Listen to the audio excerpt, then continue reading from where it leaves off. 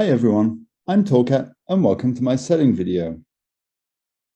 Firstly, I want to thank Mark and Simon for giving me the opportunity to make this video and indeed for suggesting it. I also wanted to address two things up front. Firstly, yes, I am tall. Secondly, despite rumors to the contrary, I'm definitely not totally normal. Now in this setting video, I'm going to describe some of the approaches I have when beginning to set a puzzle, as well as some more general tips that I find useful during the setting process. And I'm going to show how these came into play when I set the puzzle Critical Mass, which featured on the channel recently. I'm also going to refer back to some of my earlier puzzles that have featured on the channel, and with that in mind, they're going to be spoilers ahead. If you've not solved Critical Mass or watched Simon solve it on the channel, I would encourage you to do so first before you watch the rest of this video. I do also want to emphasize up front that the approaches I'm going to talk about are what works for me. They're certainly not the only ways to go about constructing puzzles, and if this is something you're interested in doing, it's important to find what works for you. With that in mind, I would encourage you to watch the other setting videos that are featured on Cracking the Cryptic, as indeed I have, as they all have valuable information about how to go about constructing Sudoku. So like many of us, I was first introduced to Cracking the Cryptic during lockdown through the original Miracle Sudoku. And while I enjoyed solving, or at least attempting to solve, the puzzles that were subsequently featured, I'd never considered setting a Sudoku myself. In March last year, CTC released a setting video by Jovial, which talked through her approach to setting the Arrow Sudoku Syzygy. And it was this behind-the-scenes peek and insight given by Jovial that spurred me to start setting puzzles myself. For me, having a chance to make this video is a nice way to come full circle, and I hope that it inspires some of you to have a go at setting puzzles too. The main platform I use for setting is fpuzzles.com by Eric Fox, which is shown on the screen now. I also take advantage of some add-on scripts that were developed by Rangsk that incorporate some additional features and constraints into the fpuzzles platform. Other software for setting is also out there, including PenPat and Sudoku Lab, and links to these tools can be found on the Cracking the Cryptic Discord, as well as a number of people who are happy to help you if you have any questions. In his book on writing, the author Stephen King describes writing fiction as an act of discovery, and that he often has no idea where the story is going to end up once he's started. For me, the act of setting puzzles is very much the same. It's my job as a constructor to discover the puzzle that I'm creating, with the hope of leaving sufficient clues for the solver to be able to follow the same path. I can say with certainty that of all the puzzles I've set to date, I've never known how they would end up, and I would expect that most of the setters I know would agree with me. Now, typically when I sit down with a blank grid, I've already decided on the constraints I'm going to use, and I'm going to talk a bit about what informs that decision later on. So far, most of my puzzles have used classic constraints, either in isolation or in varying combinations. At the moment, there seems to be quite a movement for developing new constraints. Region sum lines and entropy lines are recent additions that spring to mind. There's also always possibilities for puzzles with novel rule sets, and while I've done that once or twice myself, if you have a specific interest in creating novel rule sets, the setting video by ZetaMath is an excellent primer on how to go about that effectively. So with constraints in hand and a blank grid in front of me, there are usually three main approaches that I have for starting a puzzle. The first is to have a piece of starting logic already in mind, and this could be an established Sudoku technique that you want to implement. For example, the starting idea of my puzzle, the barrel, was to use a swordfish pattern on nines to be able to restrict arrow circles. Alternatively, you could have come across a piece of logic in a puzzle that you've solved and might want to implement it with a twist. In my Killer Sudoku scientific method that was solved by Mark, the geometry of the cages in box 2 and 6 that formed a key part of the break-in was actually inspired by a Renban configuration and a similar piece of logic from a puzzle by the Kajito that I had solved. The second approach, and by far more common for me, is really to play around with the constraints that I've chosen in the grid until something clicks. And this has been the beginning of probably the majority of my puzzles, including Critical Mass, as you'll see. The third approach, which really goes hand in hand with the other two, is to come up with something visually interesting as a starting point. The best example of this for me was the puzzle Four Corners, which literally began as me thinking of placing 4 arrows in the corner boxes and then wondering what I might be able to do with that. With all these approaches, I think it's important to be patient, as it often takes some time before something clicks. I also want to emphasize that I don't specifically set out with the goal of finding something new per se, but all I'm trying to do is find some logic that's interesting to me and that I think I can build upon. One thing I have seen with newer sellers is there's often a desire that every puzzle they develop has to showcase something completely new and unseen before. And while that certainly can happen, having that mindset for me actually inhibits the creative process. I also think there are plenty of ways to play with existing logic and combine it in ways that are fresh and fun for the solver, which, after all, is the ultimate goal of setting a puzzle. The roots of critical mass begin a few months ago in September 2021 after my puzzle Twixt featured on Cracking the Cryptic. That had been my first use of between lines as a constraint, and I'd really enjoyed the logic I found when I combined it with arrows. I was having a conversation with Memrista on the C2C Discord about what else you could combine between lines with as a way to produce interesting logic, and we threw out Renban and Whispers as possibilities. However, after some initial tinkering, nothing was really sparking for me, so I set the idea to one side and went on to other puzzles. A few weeks later, I was playing around with ideas for a Renban puzzle with projected suns. In this puzzle type, Renbans are placed in the grid and numbers are given alongside specific rows and columns, designating the sum of all clued cells for that row or column. As I was playing around, I was looking for specific Renban configurations that would allow me to make some interesting deductions, and I settled on this particular pattern as one starting point, placing a sum clue outside of row 3 to give the sum of these 4 cells. Part of the reason I liked this configuration was noticing that the entire 5-cell Renban sees these 2 cells in box 2. I figured that depending on the given sum, this could have effects on the values of those 2 cells, which would then propagate into box 5, particularly if there was a 1 or a 9 on the 5-cell Renban. I also noted the digits I'm highlighting here would transpose into row 1 of box 2, as they can't repeat on their Renban. I'd stared at this for quite some time, and I'd tried different numbers outside the grid, and I wasn't really enthusiastic about any of it. However, I had remembered the possibility of combining Renbans and between lines, and I wondered what would happen if I placed a between line in row 1 of box 2, like this. Although I didn't understand the implications of this right away, it did strike me as something that had potential. This brings me back to something I'd mentioned earlier, which is what I typically look for when I'm trying to decide upon constraints for the puzzle I want to make, and particularly when combining 2 or more constraints. I think it's very valuable to know the key properties of the constraints you want to use, as that's going to inform how you set with them. And in the case of multiple constraints, I like to consider properties that have some push or pull or tension between them. For between lines, one of the key points, as mentioned by Simon in the Solve video for critical mass, is that you can, of course, never put 1 or 9 on the line. However, I think one overlooked aspect of between lines is geometry. Because the endpoint circles can never appear on the line itself, the configurations drawn can have some interesting implications. In this case, the 2 circles highlighted in green have to transpose into row 3 of box 2. When I then turn my thoughts to the properties of Renbans, there are, of course, also implications of 1 and 9, in that if one of these digits is on the line, then you will automatically know the composition of the Renban, no matter the length. However, again, an aspect I had not come across a lot in the puzzles I'd solved also relates to geometry.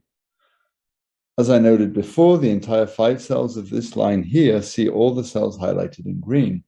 However, the digits on the line have to be non-repeating, and so this also affords a chance to draw interesting shapes that can have geometric implications. Having this configuration in hand, I thought it was an interesting starting point for a puzzle, but again, at this time, I couldn't really get anything to click for me. I wasn't really asking the right questions, and so I put it to one side. After a couple of months and some occasional tinkering, I was messaged on the Discord by Tirganis with his puzzle Violet Owl, which also combined Renban and between lines. When I had the chance to test solve it, the logic really clicked for me. Having seen how well Renban and between lines could be combined, this then spurred me to revisit my own configuration with a renewed focus. When I started again, one side effect of Violet Owl was that because Tirganis had placed a between line in box 2, I rotated the design 90 degrees into box 4 as a starting point. And as I looked at things more closely, I had 2 major deductions. The first was that because the 2 extreme tips of the Renban, highlighted here in yellow, transpose onto the between line, it means that these circles see all 5 digits of the Renban plus 1 more.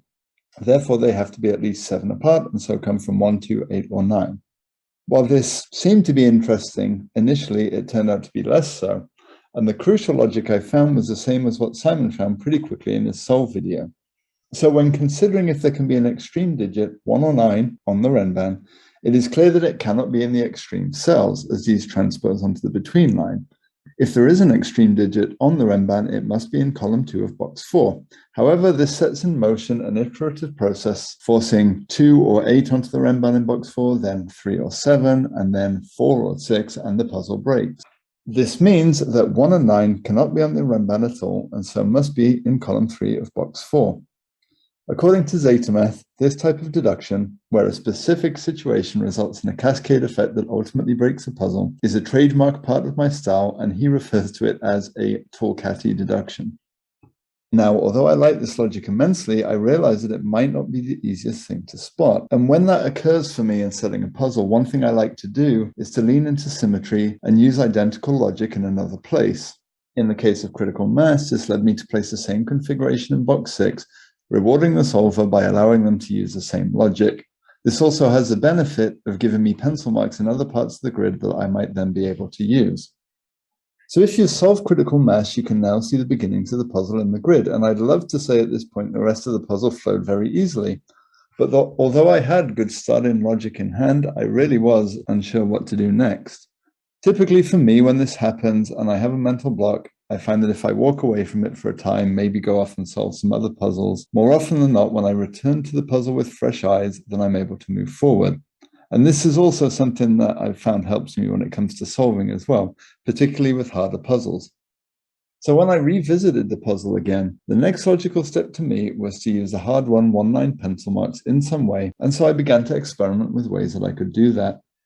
Around that time, I'd solved a couple of Renban puzzles where specific configurations of 3-cell Renbans were placed and pointing at each other, and the implications of what that would mean. For example, as shown here, in this box is a clear 1, 2, 3 Renban and a 7, 8, 9 Renban, which rules out 1 and 2 off the Renbans in this box.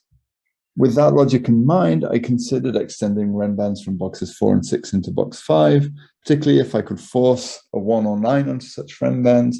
However, after about 30 to 40 minutes of playing around, I didn't like anything. So I switched back to between lines, and I wondered if I might be able to extend between lines across box 5.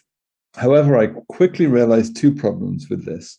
One is that it would force 1-9 pairs into the ends of each between line, which would give lots of flexibility to the digits on the lines. And I also thought it would cause the solver to focus right away on box 5 because of the restrictions of 1 and 9 there. And I really wanted them to focus on the Renban between configurations. I also had realized that most of the logic and deductions were going to be happening in the central band of boxes, and that I might have problems advancing that logic into the upper and lower bands. I also noted I wasn't using the 1s and 9s to their full extent. However, this experiment turned out to be worthwhile. During the process, towards the end, I had considered drawing between lines in row 3 and 7 with the circles in boxes 4 and 6. Because the between line cells were pointing at the extreme digits of the 5-cell Renban brackets, I thought there was potential for interactions that might be able to limit the Renban or the between line. Realizing that that would be useful, it seemed to be a logical step to invert the lines to bring the circles outside of boxes 4 and 6. I liked this one a lot, as I felt it didn't distract from my opening configuration, and because the 1-9 pencil marks that the solver would find in boxes 4 and 6 would then telegraph the next step of the puzzle, and indeed in Simon's solve, this was exactly what he chose to do next. The next move I wanted to make was to restrict the between-line circles in box 2 and 8 further, with the goal that they could impact the tips of the Renbans in a meaningful way. Now, while the 1-9 pencil marks had some effect on this and were useful for telegraphing, there was still a lot of flexibility. I also noted at this point that I'd placed quite a few clues in the grid, but really did not have much to go on. And so with that in mind, I decided it would be useful to place some given digits to have the desired effect. Now, when I first started setting, I really resisted using givens at all, as I think in my head I thought they were an easy way out and not particularly useful. However, over time and after conversations with a few other setters, particularly jovial, I came to realize that they can be extremely potent. Nowadays, while I'm more free in my use of givens, I do have a rule that I like to try and use them at least 3 times if possible throughout the solve path, and definitely more than once. When it came to critical mass, I wanted to use the given digits to force some interesting geometry, and I noted that if I placed a given 1 or 9 in row 1 of box 2, that it would automatically force the endpoint circles in box 2, and then would place the other extreme digit into row 2. I like this as an idea as it took advantage again of both between-line geometry as well as using the information of the 1-line pencil marks. After some thought, I chose to use 1 and placed it in row 1, column 5 as a temporary spot, as I mainly wanted to keep the symmetry of the puzzle that I had going on. I then quickly realized that placing a Renban in row 2 would have significant effects as it would force the between-line circles, which was my ultimate goal, and it would give further reward to the solver by allowing them to pencil mark all of box 2. As a general rule, when I'm setting, I like to try and give regular rewards to the solver throughout the early and mid-solve, especially after difficult pieces of logic. The level of reward can certainly vary. It could be a digit, in this case it was pencil marking of a whole box, or it could be some key insight into the puzzle. But not giving any reward runs a risk that the puzzle is going to turn into a grind and the solver may just give up. So after the work I'd done in box 2, I wanted to do something similar in box 8 and initially had an identical layout with the Renban pointing at the circles and placing a given 9 in row 9, column 5. While this certainly had the desired effect of forcing the between-line circles, I thought about it some more and decided to try something else. Although the steps in box 2 did require some thought, I didn't think they were tricky enough really for a direct repetition of the logic elsewhere, and I wondered if I might be able to force it in a slightly different way. After consideration, I placed the given 2 in box 7, knowing that as the 2 could not go on the between line in box 8, it would be placed on a Renban, and that with additional deductions, the between line circles and Renban would be forced. Positionally, I placed the 2 in row 9, column 1, as I wanted to avoid the chance that it would interfere with my opening logic in box 4, and I also thought it would then be in an ideal spot to come into play further on. While I liked this better, I still wasn't quite sold on it, as a single given in row 9 broke the symmetry that I had going on. I also still had concerns that I'd be left with a lot of triples and pairs in boxes 2 and 8 that would take some effort to resolve. After consideration, I removed the Renban in box 8 and thought again, and then I better realized the effects of the 2 on the between line, and that another given in box 9, either a 3 or 8, would force the between line circles in the way that I wanted. Because I had a 1 and 2 already in the grid, I thought that 3 was the best choice, so placed it in row 9, column 9, for the same reasons as I placed the 2 in row 9, column 1, and also to maintain the symmetry. Having forced the between lines in the circles, I was happy with the opening I had, and so moved on to the mid-solve. So at this point in setting the puzzle, when the opening logic is in place, I like to get an idea of how far that logic can be pushed and what can be obtained from the given clues. Now, in the case of critical mass, this was particularly important, given that I already had a lot of clues in the grid. To do this, I take advantage of the features available on the solver developed by Ranks called True Candidates. This is a particularly powerful feature which gives you what the solver is able to deduce from your layout, and it can also tell you if your puzzle's broken, which can save a lot of time as you avoid going down logical dead ends. Overall, I do use these solvers as tools, as do many setters, but I always try to make sure I'm not relying on the solver's logic and that the deductions to be made are reasonably telegraphed and can be found by a human. For newer setters starting out, I would certainly recommend caution in that regard in over-reliance on the computer solver. For me, personally, because I'm not the strongest Sudoku solver, I also think I have a lower threshold for what is considered a humanable deduction. So when I plugged the working critical mass layout into the solver, I was surprised to see how much could be found. You can see that all of boxes 1, 3, 7, and 9 are resolved, and boxes 2, 4, 6, and 8 are all defined as triples. With that knowledge in mind, I reset the puzzle and I did my best to try and solve it to see if I could get to the same position. After a very slow hour or so, I was finally able to get to that same layout, but I found it really tricky, a bit grindy, and not particularly fun. However, it was still a useful exercise as it gave me some indications of where the grid was heading and would help me avoid breaking the puzzle later on. It also told me that I needed some additional clues that would clarify a cleaner solve path and allow me to disambiguate without having to include additional given digits if I didn't need to. From my test solving, one thing that had caught my interest was the 189 triple in column 3 of box 4 and the 129 triple in column 7 of box 6. I thought this could be of use, particularly in box 6, and I placed a 2-cell Renban as shown here with an additional one for symmetry in box 4. I had seen that this could be useful for deductions in box 6, as it would isolate a 1-9 and also would lock a 3 onto the Renban in box 6 when taken together with the given 3, which I could see would then have implications, as it would lock an 8 off that Renban and would allow a placing of a 3 in box 3. While I like that as an idea, I quickly realized two problems.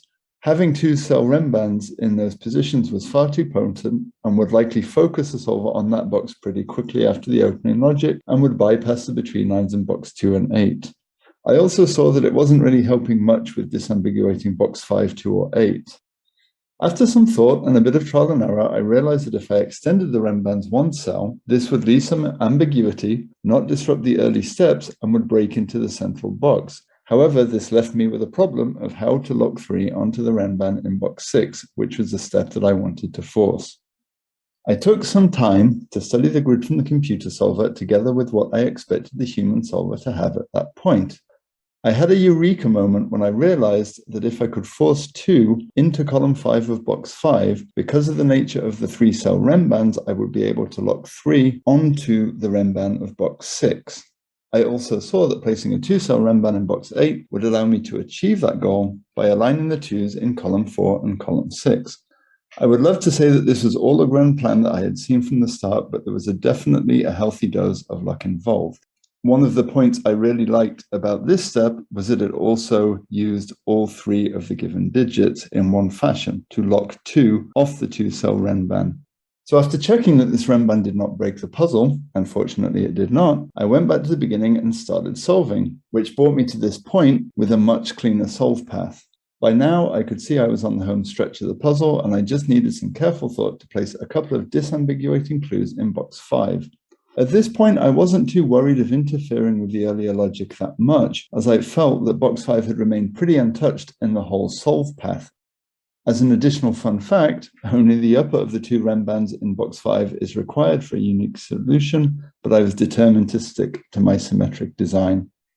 Having finished the puzzle, I test solved it a couple more times myself and then uploaded it to the CTC Discord for testing by others. For me, this is an important step. It can provide insight into how easy your logic is for others to find, general insight into the overall difficulty of the puzzle, and crucially, if there are any bypasses that you may have missed.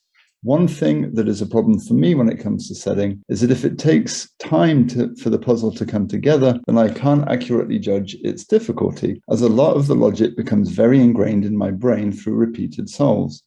You also can end up with a narrow focus where, when you test solve the puzzle, you're actively looking for your specific solve path and you do not necessarily consider other steps or logical deductions outside of that.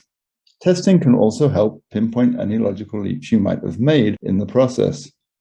I've been very fortunate to have a few of my puzzles live solved on the Discord, and for some of them, it's helped me go back and make some tweaks. Fortunately, for critical mass, no tweaks were necessary, and after a few weeks, I posted the puzzle on Logic Masters Germany, where I was happy to see it was received well.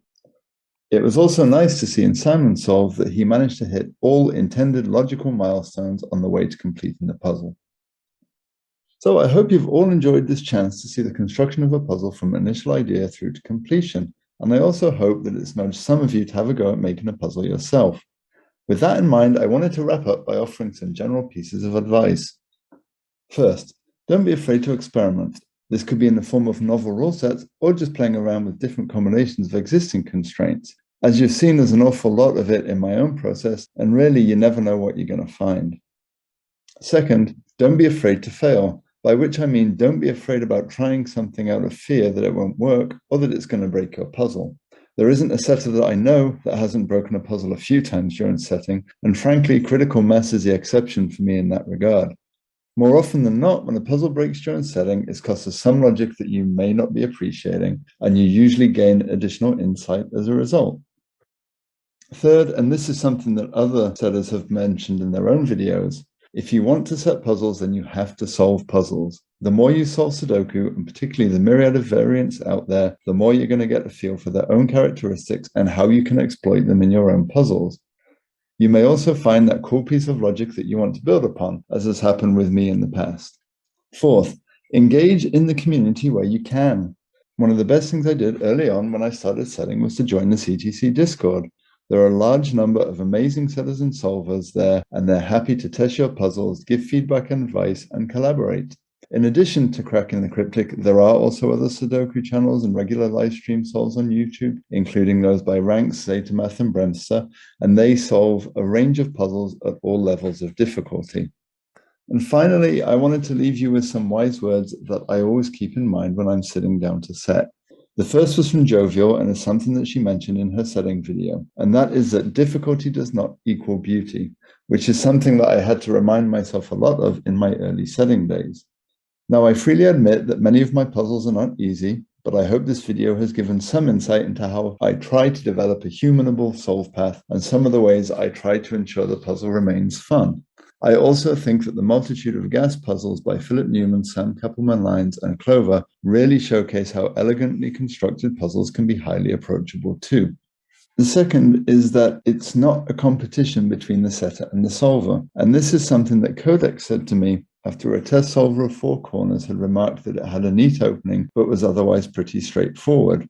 After that, I was mulling over, taking out clues, and adjusting the solve path to make it more tricky, and Codex used this phrase as a way to talk me out of it.